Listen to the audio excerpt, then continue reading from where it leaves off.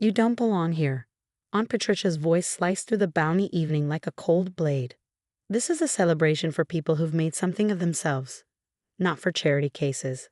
She stood firm in the grand doorway of her mansion, barring my entry to Grandma Rose's 80th birthday party. Behind her, fairy lights shimmered across marble walls and expensive floral arrangements, casting sharp shadows over her Botox-sculpted face. Her sneer gleamed, equal parts disdain and satisfaction. My name is Dr. Olivia Chen, and at 32, I had just been named Chief of Surgery at Metropolitan General. But to my family, I was still the black sheep, the idealistic medical student who'd rejected the family's gilded path for a calling that wasn't defined by profit margins or cocktail parties. I only came to wish Grandma a happy birthday, I said, steadying my voice. In my hand was a soft gift bag, suddenly weightier than it should have been.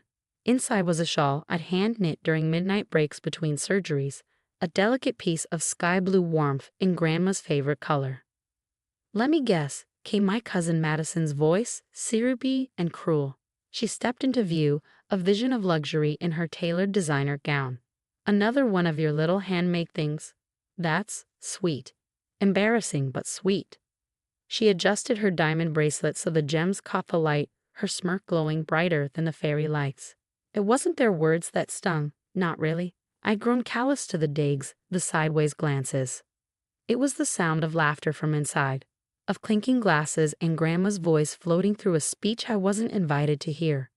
It was the smell of lemon cake, Grandma's favorite, drifting out to the porch, once a scent of comfort. Now it only curled in my stomach like smoke. "Fine," I said softly, setting the gift down on the step like something sacred. "Please make sure she gets this." I turned to go. Behind me, Madison didn't bother lowering her voice. "Can you believe she's still at that public hospital? Such a waste of talent. No wonder Uncle James barely acknowledges her anymore." Uncle James, the family's star physician, my father's brother, the man who ran the prestigious Chen Medical Group, where every doctor in our family conveniently found a position, if they played by his rules. He'd offered me a role once. It came with a salary and a cage. I slid into my old Honda Civic, its engine humming with familiarity. I could afford something newer now, sleeker, but every spare dollar had gone toward something bigger. A dream. One they knew nothing about. As I pulled away, a black Mercedes glided past in the opposite direction. My father's car. His eyes didn't even flicker toward me. The next morning, I stood in my armor again, my white coat, crisp and commanding, in the surgical wing of Metropolitan General. My name badge caught the light. Dr. Olivia Chen, Chief of Surgery. Dr. Chen. I turned to see Sarah, one of the residents, hurrying toward me. "The board's here early. They want to review the trauma center proposal." I nodded, confidence returning with every step. This was where I belonged, not in banquet halls, but in places where lives hung in the balance. Where I mattered. The conference room buzzed with anticipation. The hospital board members had gathered to hear about the project I'd nurtured for years. A state-of-the-art level eye trauma center designed to serve the city's most vulnerable. "Your proposal is ambitious," said Mr. Thompson, the board chair. "But the funding." I clicked the first slide of my presentation. "I've secured $50 million from private donors and grants. With the hospital's match, we can break ground in 6 months." Gasps and murmurs of approval rippled across the room. This project, my project, would revolutionize emergency care in our city. My family thought I was toiling in obscurity, but I was building something that would outlive every cocktail party they'd ever thrown. After the meeting, my phone buzzed. A message from Madison. "Sorry you missed the party. But honestly, it's better this way. The photos look so much more elegant without you in them." I didn't reply. Instead, I turned to my window, where the construction crews had already begun laying the foundation for the trauma center. Soon, my name would be etched into its walls, not because of a last name, but because of sleepless nights, grit, and relentless belief. They called me a charity case. They had no idea I was about to change the face of emergency medicine in this city.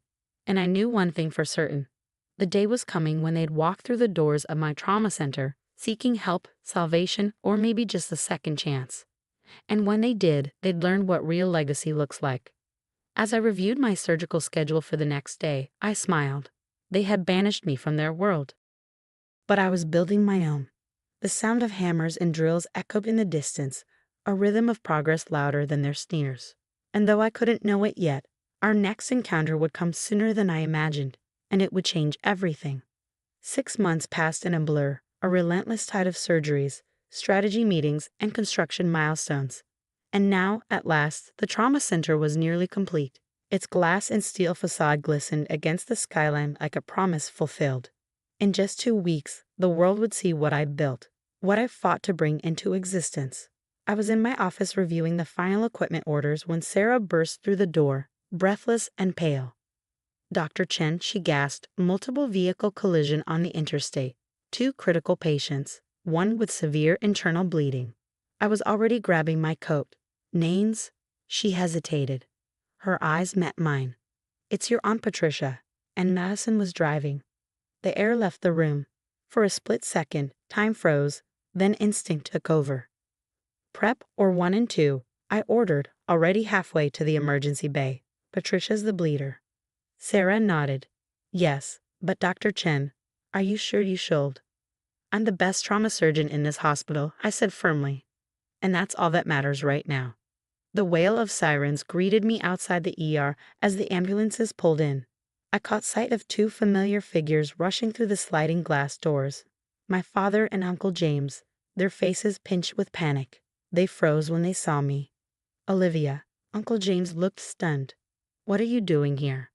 "I'm the chief of surgery," I said, stepping aside as the stretcher rolled past. "And I'm about to save your wife's life."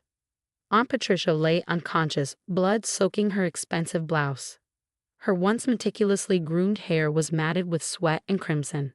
Behind her, Madison thrashed on her gurney, mascara streaked and voice shrill.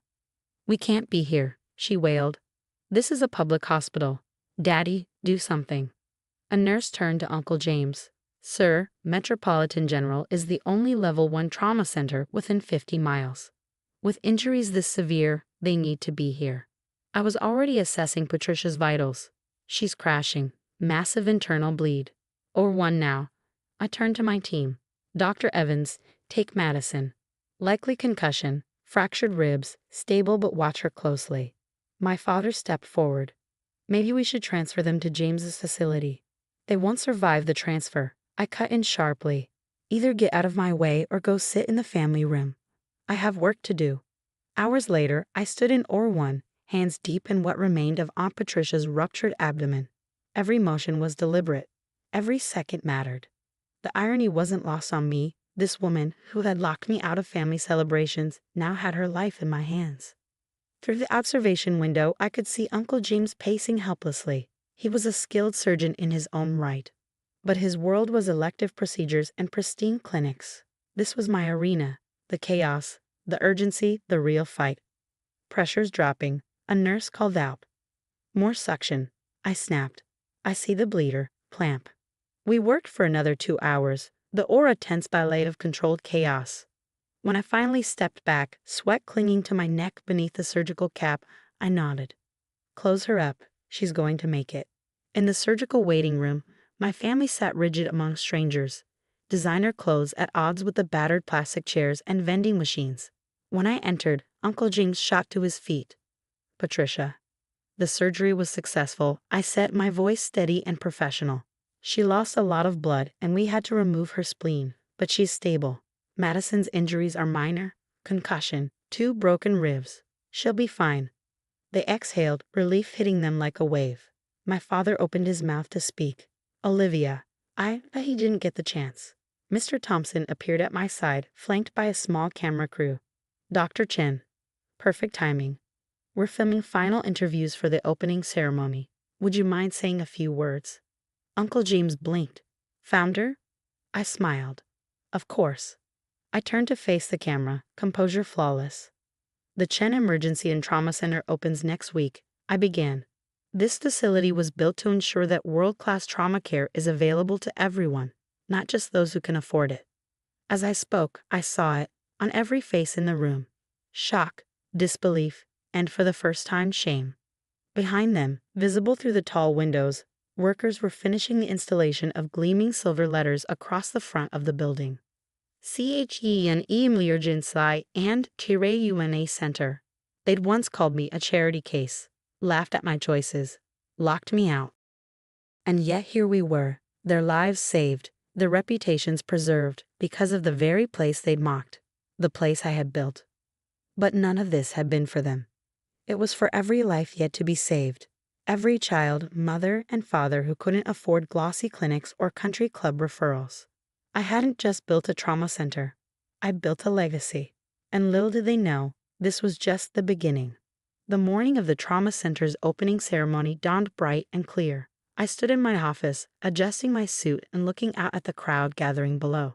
Reporters, medical professionals, and city officials mingled with hospital staff and board members. In the front row, surprisingly, sat Grandma Rose in her wheelchair, a familiar blue shawl draped around her shoulders. She'd been released from Aunt Patricia's recovery room just long enough to attend. My heart warmed seeing her wearing the gift they'd once mocked me for giving. Dr. Chin. Sarah poked her head in. It's time. Walking onto the stage, I felt years of hard work culminating in this moment.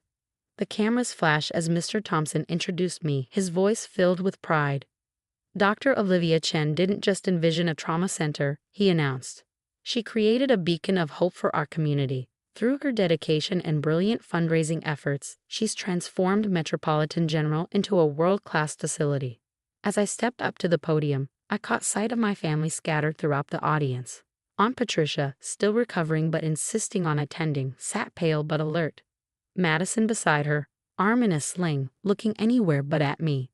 Uncle James and my father stood in the back, their usual confidence notably absent. When I chose to work at Metropolitan General, many people questioned my decision. They saw a public hospital as beneath their standards, but I saw an opportunity to make a real difference. I paused, meeting my father's eyes in the crowd. This trauma center isn't about prestige or profit. It's about ensuring that everyone, regardless of their status or wealth, has access to life-saving care when they need it most. Sometimes life's most important moments come when we least expect them, and where we least expect to find them.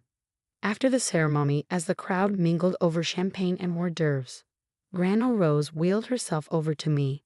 My brilliant girl, she said, taking my hand. I always knew you were special. I'm so sorry about the birthday party. Patricia told me you never showed up. They didn't tell you the truth, did they? I asked gently. No, she sighed. But I've learned a lot these past few weeks. Patricia told me everything from her hospital bed, about how they treated you, about how you saved her life anyway. Before I could respond, Aunt Patricia approached slowly, still moving carefully from her surgery. Olivia, she said, her voice quieter than I'd ever heard it. I need to say something. When I was lying there in that car, bleeding and scared, all I could think was, please let someone help us. And then I saw you, and despite everything, you did. She took a shaky breath. I've never been more wrong about anyone in my life. One by one, my family members approached. Madison mumbling an awkward thanks, Uncle James admitting that my trauma surgery skills surpassed anything he'd seen. My father struggling to find words to bridge the gap years of dismissal had created. The next family event, Grandma Rose announced firmly, is next Sunday. Dinner at my house. And Olivia, my dear, you're not just invited. You're the guest of honor. I smiled, touching the soft blue shawl around her shoulders. I'd like that. Later that evening, after the crowds had gone and the excitement had died down, I walked through the halls of my trauma center. The plaque by the entrance caught my eye.